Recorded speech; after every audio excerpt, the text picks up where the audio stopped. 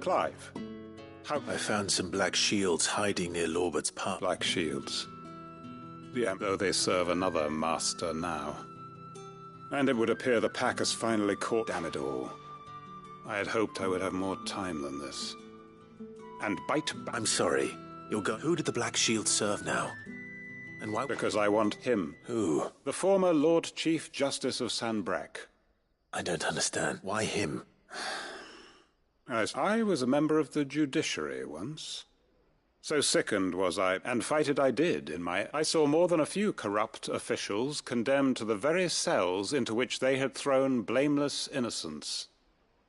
Men to whom, and throughout, it was the Lord Chief Justice who backed me, who was my one true ally in the quest to see justice. So what changed? I discovered that he hunted bearers for sport. I was a fool to think he shared my hatred of venality and vice. A means of ridding himself of his rivals. A mask to hide. His response, however, was... And he faced no punishment. I lost everything.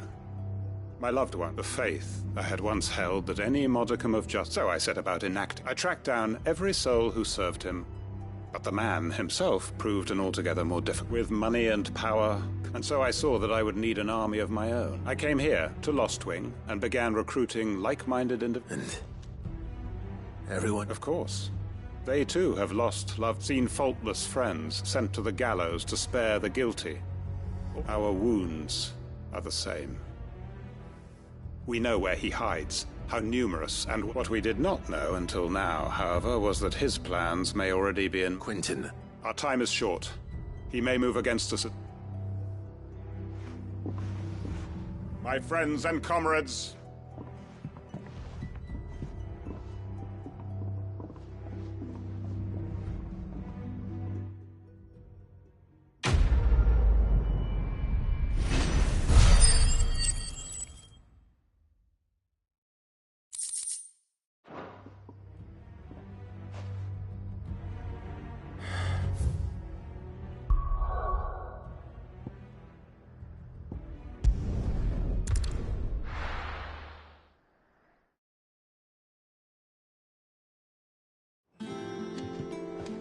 Let's hope this is all Blackthorn needs.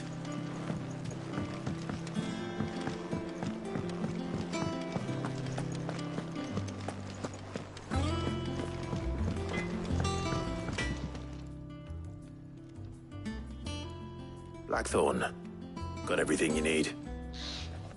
Yeah, I do. Cheers for the Stardust. Should be enough to be getting on with. We should go out on maneuvers together more often.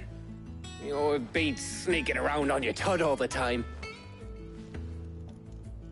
I'll make a start on putting this thermal plating together then. It'll take some time, mind. So if you've got other things to be getting on with, I could do without you breathing down my neck. Thank you, Blackthorn. I'll let Mid know construction's underway.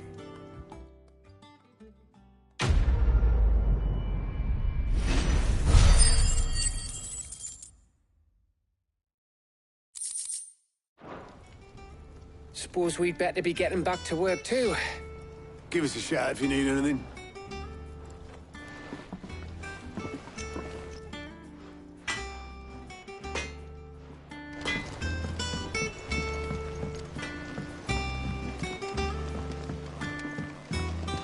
I went up to give some greens to the chocobo.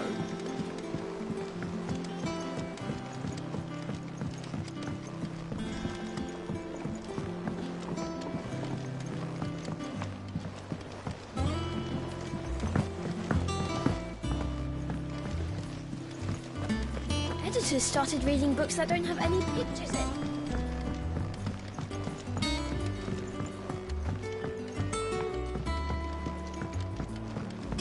If I don't come up with something soon.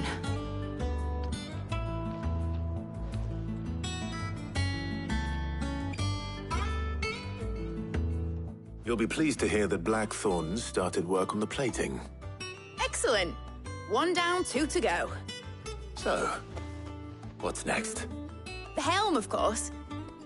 For this, we'll be repurposing fallen scrap. Salvage from the ruins? I thought that material was all but impossible to work. Ah, but we don't have to. I'm sorry. Just so happens there's one particular ruin that's broken into exactly the right shape and size pieces for what we need. What's the name back there? I'll give you all the details. What's her name? Right.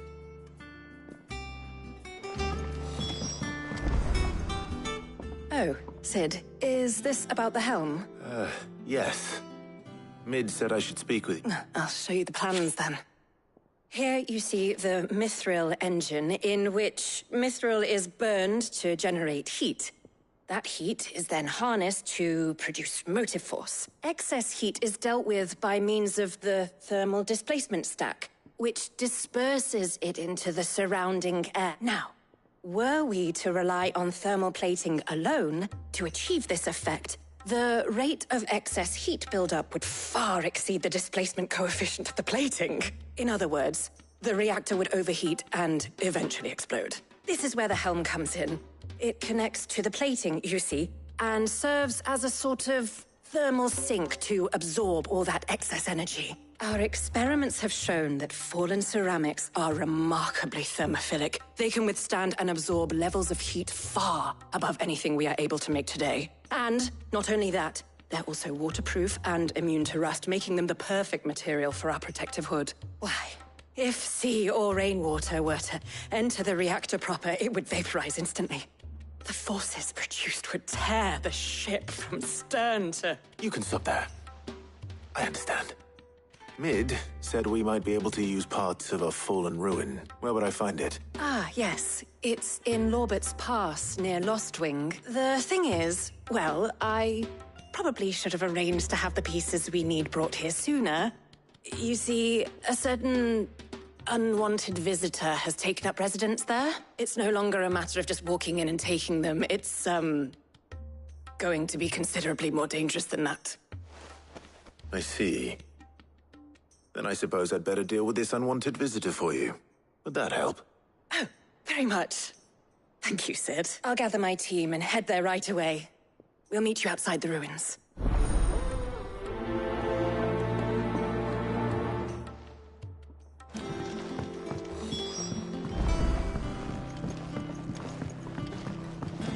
I think Mid might need some help tidying up that perch.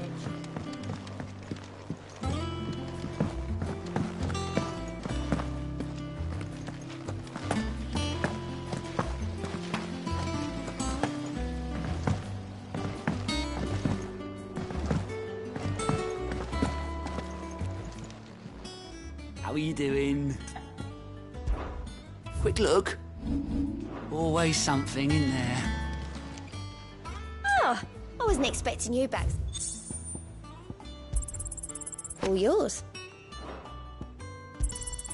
You earned this. Come again.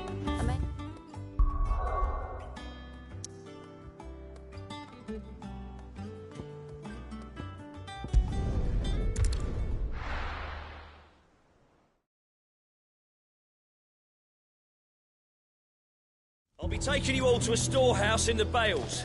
Leave anything you don't need behind.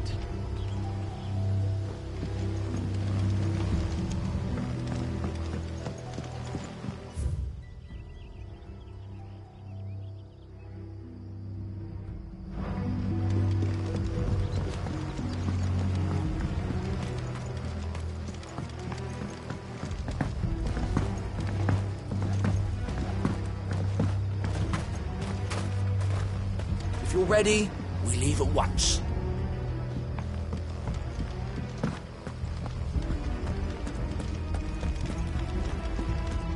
Come, my children, the reckoning is nigh.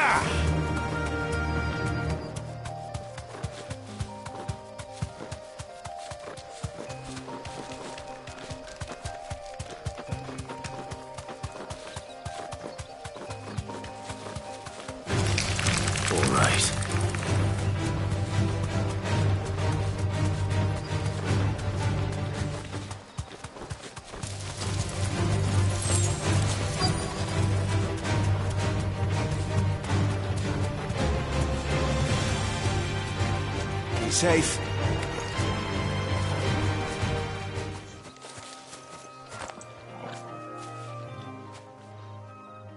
Oh, there you are, Sid. Thanks so much for coming. The, ruins are just over there, as is the creature I told you about, I'd imagine. Of course. I'll be right back.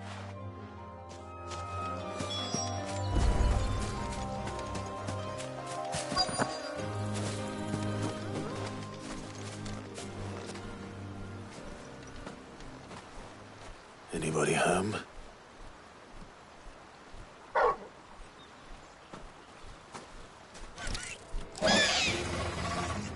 This must be our unwanted visitor. Time to go.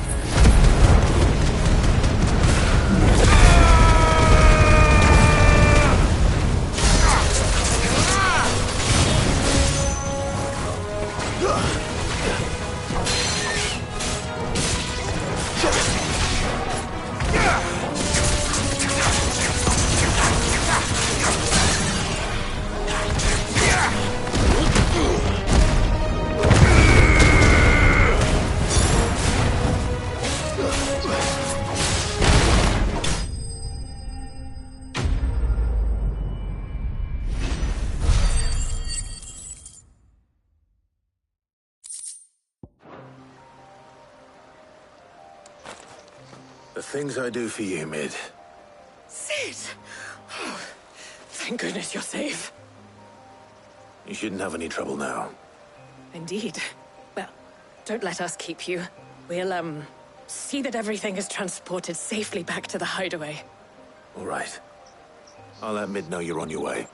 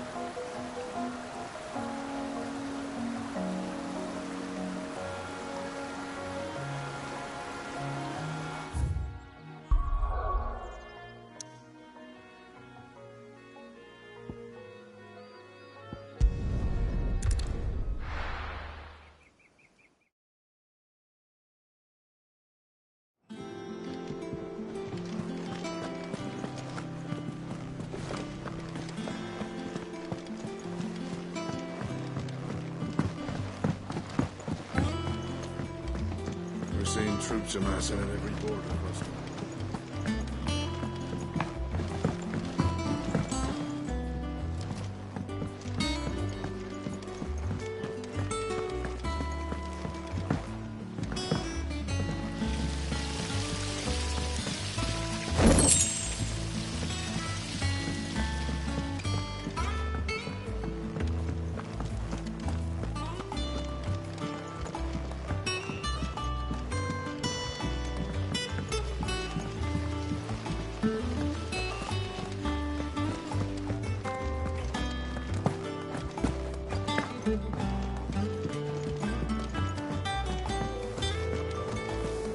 Mid might need some help tidying up that workshop.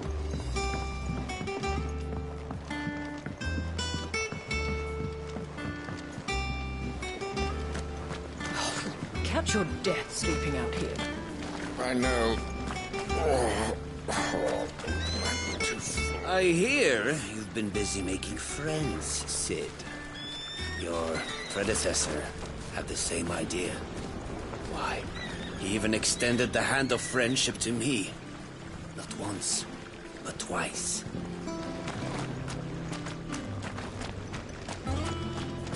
Lovely breeze, isn't it? Sitting here, eating good bread. Better than this.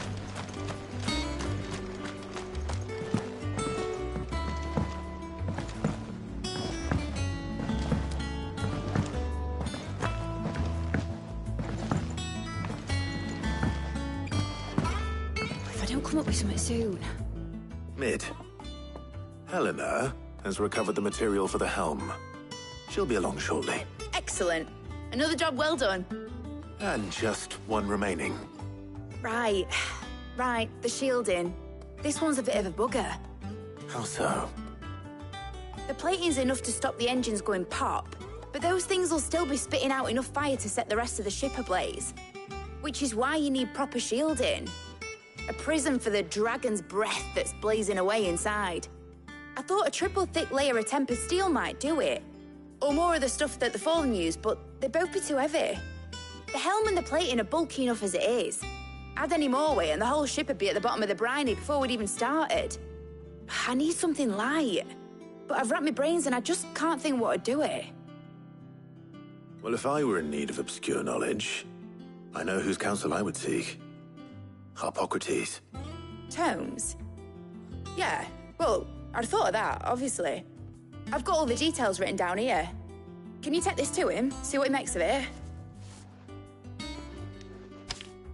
Right away.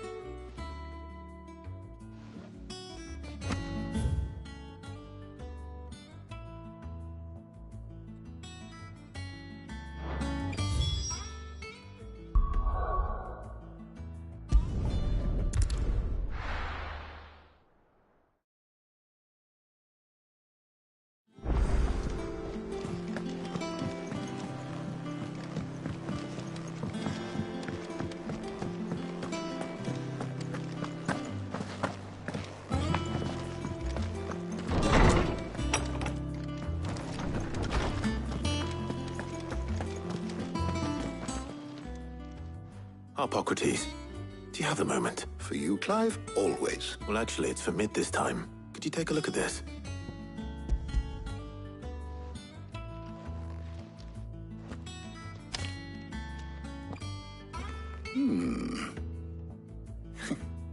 Shielding for a mithril engine? Whatever will that girl think of next?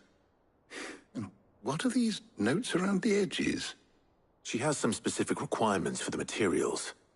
The shielding needs to be able to resist extreme heat on the inside, and yet remain cool enough on the outside not to set the ship alight, while also being light enough not to sink it.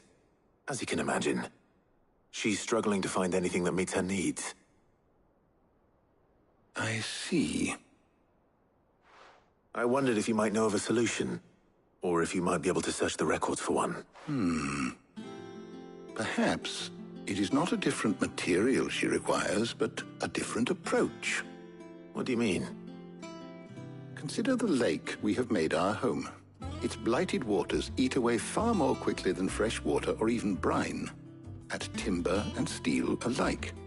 And yet, we have made a home here from those very materials nonetheless. We have. But Bardolph must varnish every board twice over to keep it from rotting. And Obelisk complains that without a constant supply of pitch. I see. Early Gregorian histories speak of a preparation known as moon dew. It is said to be able to resist even the most ferocious flames. Before the dragoons tamed the worms and wyverns of the realm, nobles would daub their castle walls with it in order to guard against dragon fire. So if we could recreate it... It might be applied to some material or other in order to provide the protection Mid requires.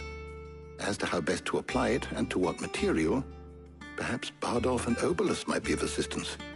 I shall speak to them and see what wisdom they might have to offer. If you would be so kind as to procure the necessary ingredients, I shall discuss the specifics of how it might be most effectively put to use with our two friends. The knowledge of the past may yet prove useful to we of the modern era. Thank you, Hippocrates. And since you're asking others to help you, perhaps I should too.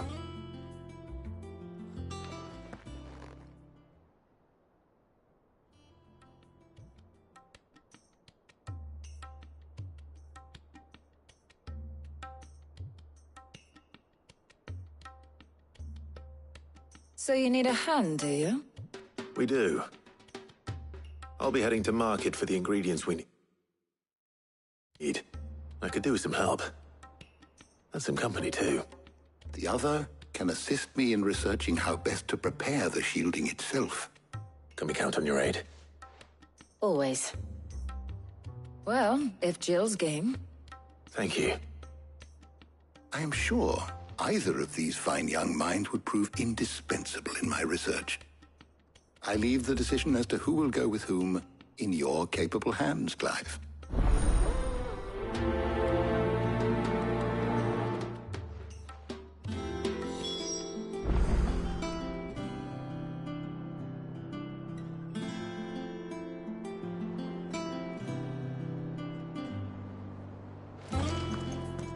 Shielding that guards against even the most ferocious flames. I could have done with some of that on Drustinus. I doubt I would have survived that place with or without it. A trip to Northreach, though, I think either of us could handle.